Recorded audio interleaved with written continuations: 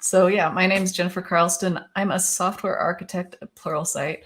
When I started there, I wanted to understand this question. I came into the system blind. I didn't know what it looked like when I started, and wanted to answer like questions around what kind of eventing patterns are we using? What kind of events do we have? What's in the events? With my team, I've completed a lot of different rounds of discovery. I looked at code from something like, I don't know, 100 different bounded contexts. Generally tried to synthesize what I've learned and have a few axioms that I might share with you today, maybe some patterns, some technologies that we're using. So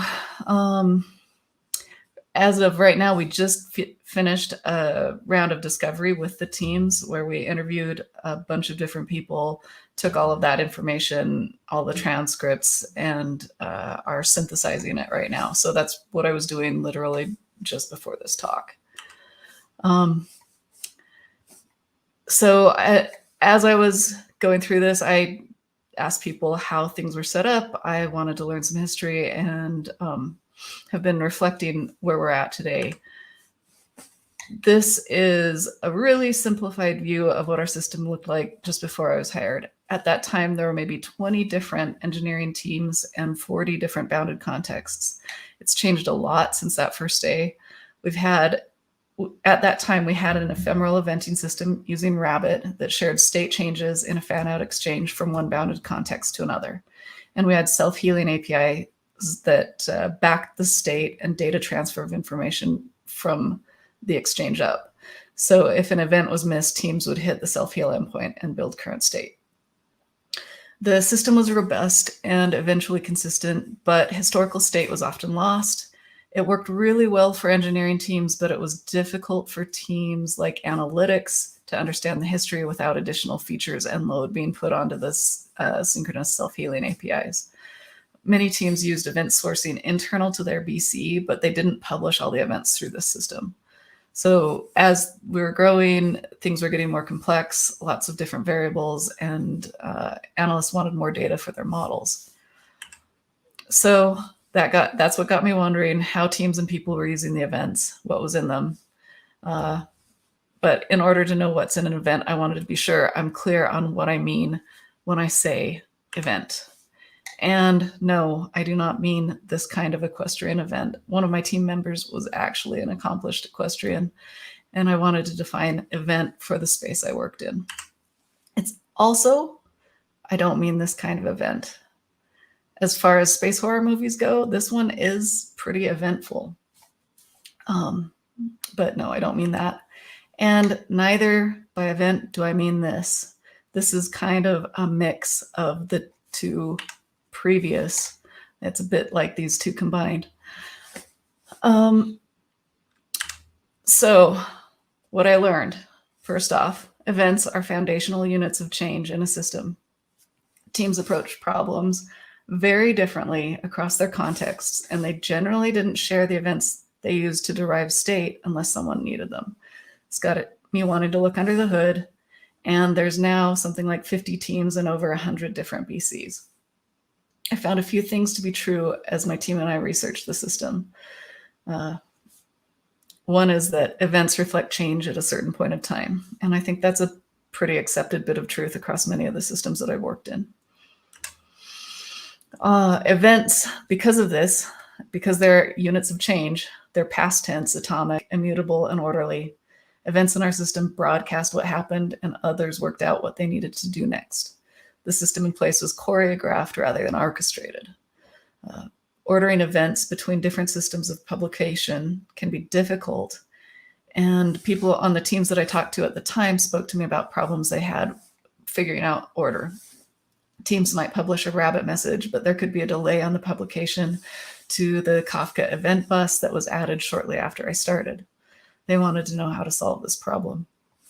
Ordering can be a hard problem to solve, especially when you're working across different methods and technologies of delivery.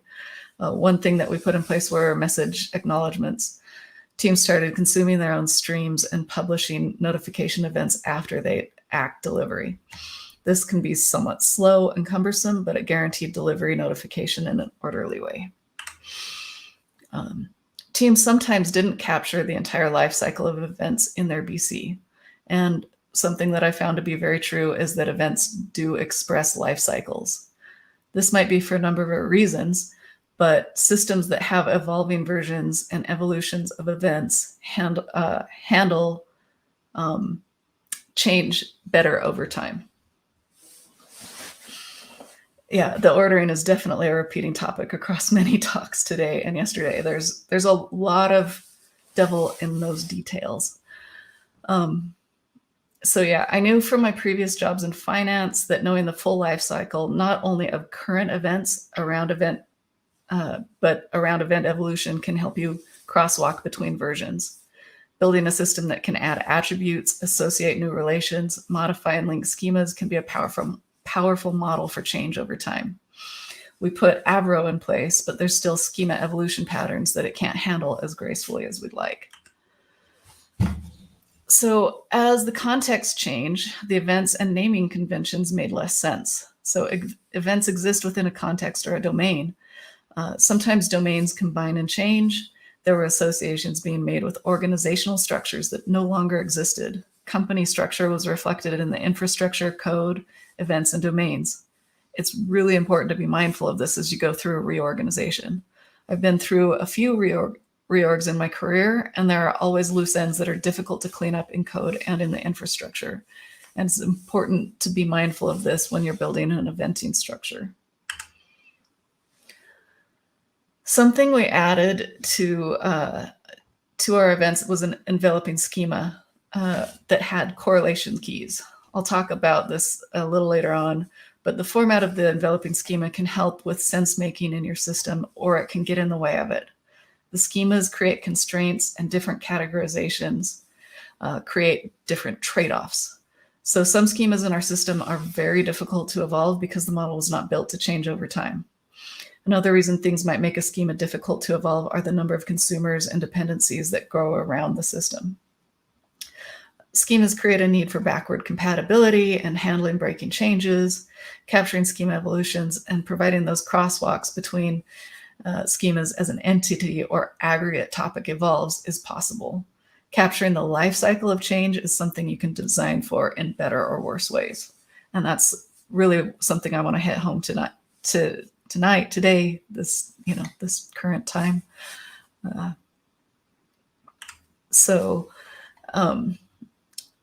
Another thing to be mindful of is that they reflect events are the sentences that define the actions and abilities of your systems. They express automated objectives. Your objectives might change over time, and that also has implications for your system. They reflect and define the structure of a domain, its syntax, and what you're doing inside of it. As your objectives and problems change, so do the possible events, which can cause event and entity schemas to change. There's an evolution of potential states. The number of things in the set can change, as well as the value of each item within the set. So another thing I've learned is that the categories speak to the abstractions in our system. They help define the ubiquitous and controlled vocabulary, your taxonomy, as well as your domain vocabulary, which I consider a vernacular. When I started, we used terms like contracts, content, libraries, but those weren't actually represented in the eventing system. And we've added them over time, and the addition of those entities changed how our system expresses itself. So events have type-specific attributes. This is an example of a cloud event from the CNCF spec. Notice the type-specific key value pairs.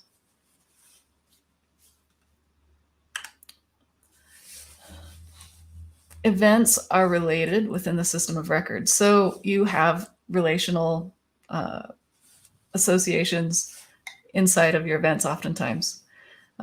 That's what we've seen in our system. They can contain relations. This example says domain is the orders. So there's an order form and there's a logger that's logging an order to a database. And there's a correlation ID in there to be able to track across the different systems what's going on and where it originated. There's also an order ID that relates it to a specific event in another area of the system. So state transfer streams come into play a lot in our system. When I say topic, that's often what I'm talking about. Kafka topics, or really what a topic is a phrase, a nominal phrase that describes something about your system or something about an entity. Some kind of noun of some kind. The bounded context owns a number of business-specific entities. They own a number of topics, they own events, and they own commands that are expressed in the code. The team defines a schema and a set of events that they message out about. They maintain the code that emits the events and manage the publication of events and state to their topics. So in this example, identity owns the user topic. They define a schema and a set of events around authentication and information that helps users log into a site. They message out about the users being logged in or being removed from the system. Say, like if there's a GDPR request, they let people know that their information should be removed and anonymized. So the profile team owns details about a user. They aggregate events from around the system. They determine all of the various things a user has done on the site based on other messages from other teams.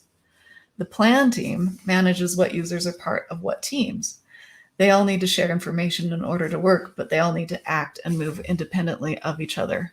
The current state of a user might be important for identity and plans, but historical state might be important for profile. So events can contain state or be stateless. It's helpful to know when.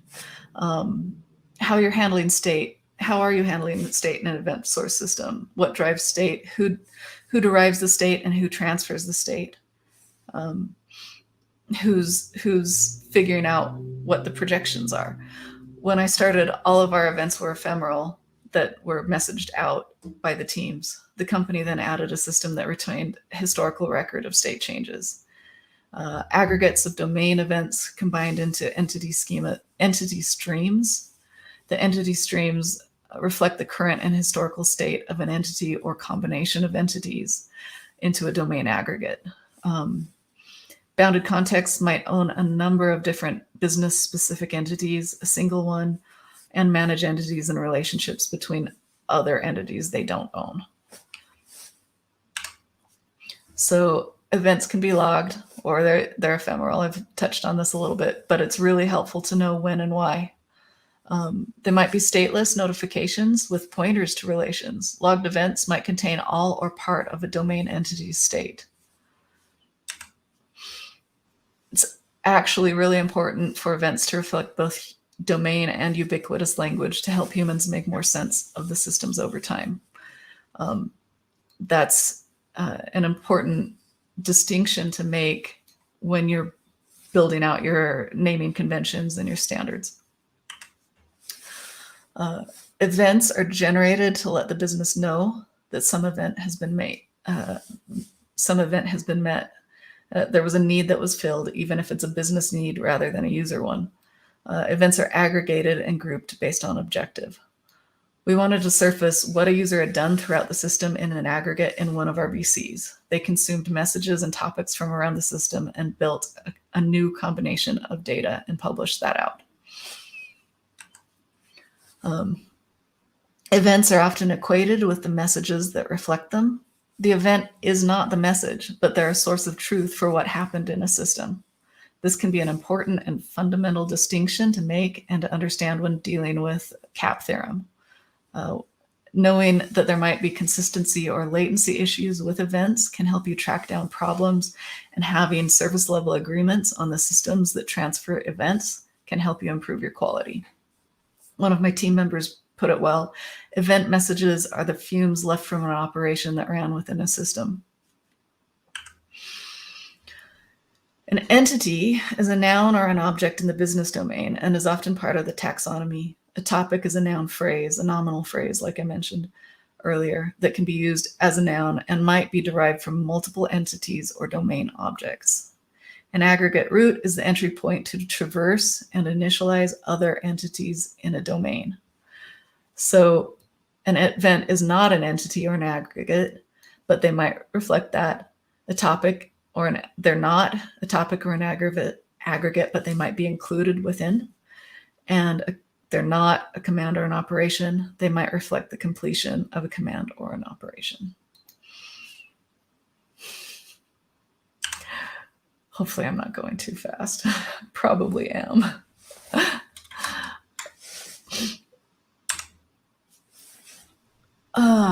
So I'll just call this out with that specific example that I gave before.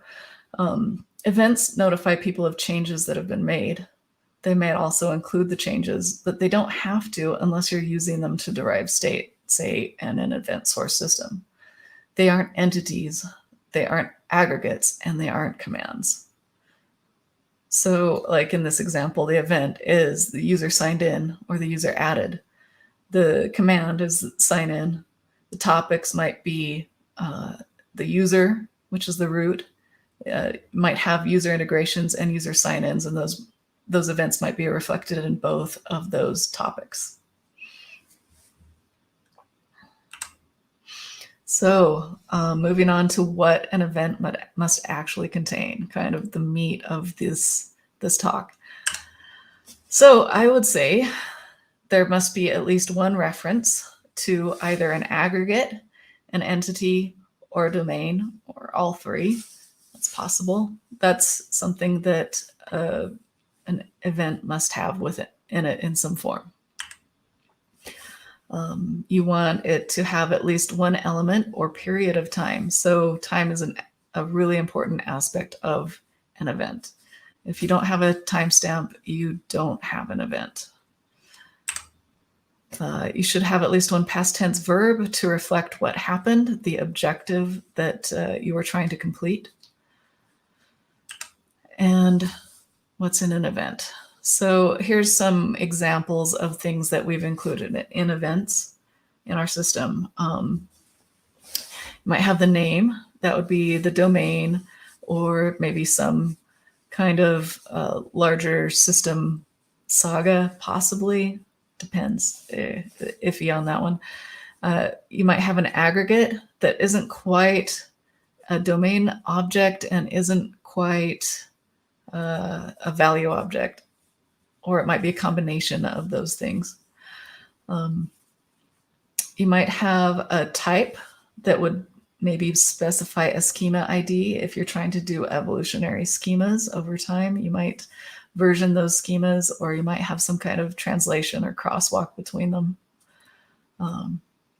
Metadata, you might have, that's where you might include your timestamp. You might have your publisher, your correlation key, your version, any other labels, and then you have your body and the properties that are within that specific structure. So inside of an event body, you might have a primary key, composite foreign keys, so like your relations. You might have command input parameters. If that's applicable, you could include what you use to change the event. So maybe a little bit of state, or you could have a full set of state within that event. Depending on how you're designing your system and depending on what information needs to be shared out with the consuming teams. Temporal coupling and causal relationships might require additional information to be included. That's, again, where you get into statefulness or statelessness and how much state you're actually included in your event. There are lots of different variations within that. And it's important to talk through with the publishers, with how you're modeling your data, with business analysts to figure out what's really important for the business to know coming outside of a VC. So there are some general types of events that I've at least noticed in my experience. There are behavioral ones, telemetric, domain, which include both state state change and structural evolution. And then something we've been exploring lately are system level events that might be at a higher level than what we've currently got defined in our system. So behavioral might be stored separately, or it may not be made public, depending on the business need. May help build entity state, but it's not necessarily included as state property is in an entity or in the entity events. Some examples of a behavioral event might be user sign-in attempted, user assessment completed, offer code redeem button clicked by user. So they're lower level events than you might want to make public. There's telemetric events. They're generally stored either inside contextual logs or internal systems. They contain information around internal dependencies, changes, applications, errors, and considered telemetric events. They're notifications internal to a system, and they're not relevant outside of it. And then state change events. These are the meat of the ones that we're talking about. They're a set of essential changes that define the business model. They're the life cycle events. They're associated as part of the changes to historical or current state of a domain entity. They're used for choreography. They're used to build state in an event source system, and they're consistently time-stamped and idempotent. They are also related to the structure evolution events, which could be something like how you evolve state or how you change what possible state events are within the system that you've built. So let's say you've got a domain that you're building events for. That's great. You've got a life cycle defined. Now the life cycle changes. Some new events are added to the life cycle. Or maybe you didn't capture all of them when you built it out first, and you need to add some. These are the structural evolution events that you would add more steps in your life cycle to. So as we're going through and trying to figure out what's in an event, what principles can help us do that? For those in the back, Little's Law is really important. Understanding flow, understanding the flow units and process and the cycle time and your throughput can help you define a better eventing system and a better event source system. Throughput time increases when there's an increase in flow units or unhandled variability. How you handle the number of flow units and find innovative ways to deal with variability and queues is like essential to what we're building. You can use DAGs, you can correlate attributes, you can abstract types. The point is, run through your eventing system on paper, measure it twice, cut once, really understand what's happening and how you're deriving state and what parts of state are stored within and outside of your eventing and event sourcing system. So big part of building out your data model, start by identifying the key events that contribute to solving the problem statement. Don't build the data model first. Just start thinking about the events and map the flow of them out. CRUD are not the events that you're really interested in. You want to go a level higher than those CRUD events. So I need to verify my identity because I want to access a feature in order to complete a task. Pretty basic scenario. These are what the events might look like. I need to user login attempted. Oh, I failed. Oh, I attempted again. I succeeded because I accessed a course. I completed the course, and that allowed me to complete a certification. All of those are high enough level domain events that you would define to help you understand what's happening for a user within your system. When you're building out the events in the event sourcing system, I've found that BDD is your friend. Having analysts, having people who understand what the customers want and what they need, and general scenarios around how they're going to be using the system is really helpful for figuring out the events and the naming of those events. So you want to make sure you have the full life cycle of the domain and that it can be expressed in events. A lot of times people forget events that, and they're not recording them in the system, and it actually ends up limiting them and their growth later. So events must contain the total life cycle of a domain as you understand it. They often forget to think about evolutionary, compaction, and death cycles with regards to events. For a system to stay healthy, you have to have birth, change, compaction, which is state transfer, evolution, and death. They're all important. And something that I've noticed in the systems I've seen is not everybody includes all of those types of events in their systems. CRUD's only part of the story, and it's not part of the ubiquitous language. It's barely part of the domain language. Look for things that are better descriptors when you're building out your events, and build eventing systems that express complete evolutionary cycles. Thinking about the cycles of event flow can help you build more flexible systems. It will help you define clear language, objectives, aggregates, and entities. So life cycles, it might look like something, this is kind of like a graphic to help you think about it. There's a start, there's a number of events and an end, and there might be, and that would be the aggregate root. But within that, there might be a number of different events that are built up into a larger level event. Any number of ways you could organize that, but it's good to think about the hierarchy.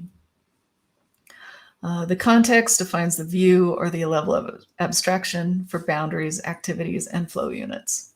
So the context changes based on where you're looking. Your focus is what matters.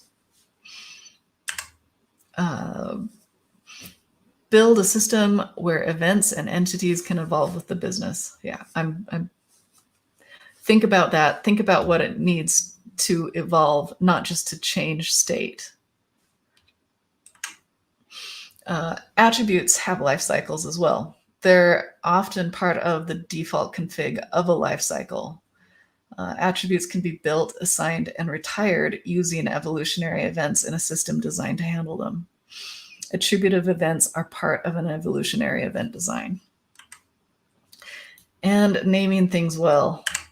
What's in a name? That which we call a rose by any other name would smell as sweet. Really, what Juliet was trying to say, a name is a label that acts to distinguish one thing from another. It does not create value or true meaning. Meaning is assigned, attributes are assigned, value is assigned. That's how you build a domain. That's how you build a field of knowledge. That's how we build our ubiquitous language. Naming things, when you name things, use standards and principles, document those naming conventions, and assign and relate events and entities carefully. You can build an eventing system up from zero if you design the life cycle correctly, where you can evolve and change the events and the schemas over time, from one single identity and a timestamp to adding attributes, to adding schemas, to eventing at higher levels with entities and aggregates. So naming things. This is just something cool that I thought I'd include. A hypernym is a general category of a thing, a bird, let's say. Hyponym would be a robin. That would be like maybe a more specific instance. Co-hyponyms describe or are some kind of differentiating set of terms or phrases. So a robin is a migratory bird with a clear melodious song, a reddish breast, and a gray or black upper plumage. So a hypernym might define a domain. A hyponym would define the entity. Co-hyponyms might help you define a schema for the entity. Bird is the domain, robin is the entity. Migration, song, coloring might be included in the schema. You might relate it to a TV play at another domain through a relational association using a compound polyseme. So that's not fully related to a bird, but it does have some kind of relation to it. Hopefully I said that right. Let's see. So formatting things. Schema registries that have crosswalks can help you build a well-understood taxonomy. That can help everyone understand your system and find information more quickly. There's some cool technology that we're starting to experiment with in this area. I can talk about that in the discussion if you'd like. Formatting things. So schema registries improve discoverability, correlation, and tracing and ontology. So use schema registries if you can. I can't speak. They make life so much easier because you can evolve the system independently from the names. It allows you to decouple. When I was talking about like organizational change, if you just give things IDs and then overlay an organizational structure on top of it, you can then not be tied into the structure of your company changing to your eventing and your domain logic. So require clear problem statements and objectives from your product organizations. I cannot, like if they don't give it to you, you build those clear problem statements with your teams and confirm them with the product reps. Make sure that you know what problem you're solving before you actually start formatting things. And then standardize and document your organizing principles. Having something that helps you understand why you created your data model and what you want to do with it is really helpful later on down the line when you may want to change it or you may want to evolve it or any number of things. When, let's say you get hit by a bus, you've got your team who can go back to that documentation and understand what's going on there.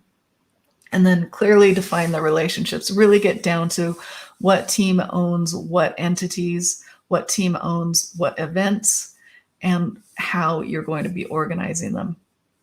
And then also the state transfers, as well as how you're defining ownership. Ownership can be a whole separate thing, like data governance and ownership is a whole thing that a lot of organizations have some I think this is an area of the field that will evolve as we get better at this.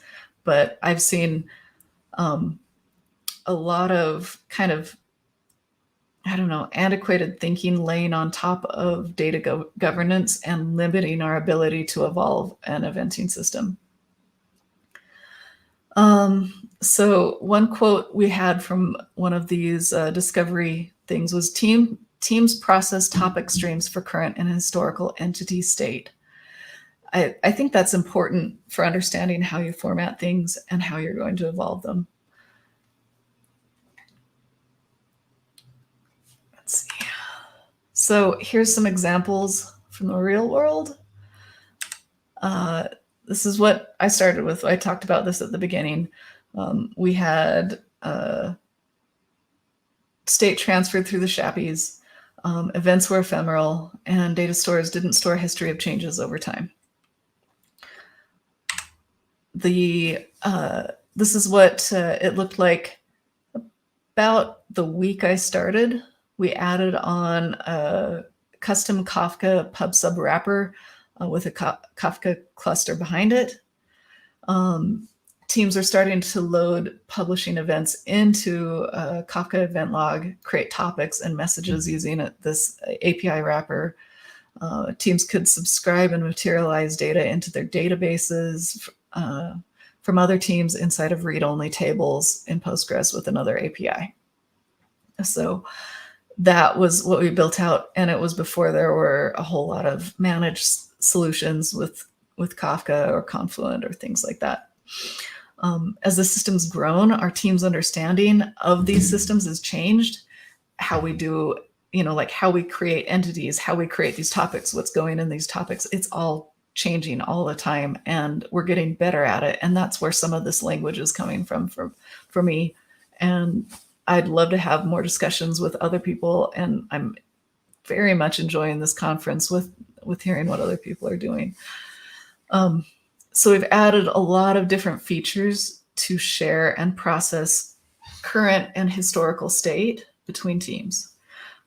We now have a data lake that our analysts are able to use to do less than real-time data modeling and discovery. So let's see. We started requiring, I talked about this a little, we started requiring acknowledgements on any messages published to our Rabbit exchange. This helped us find a bug in one of our platform tools that had been causing inconsistent publishing issues and caused more Chappy traffic than was necessary when we added those acts. Teams started loading events and entities into Kafka, and for a while it was a bit like the Wild West with all of these Kafka topics that were maybe like, I don't know, they're putting all sorts of data and there wasn't type consistency on some of it, and maybe not enough type checks on the custom wrapper. It's gotten better over time, but there's still a lot of work that we're figuring out. We also started experimenting with GraphQL endpoints between domains to help bolster the Shoppies or just give teams kind of a different view on the data. And at a certain point, I started a working group. We created an RFC in our company and made recommendations on how to start correlating data across multiple systems.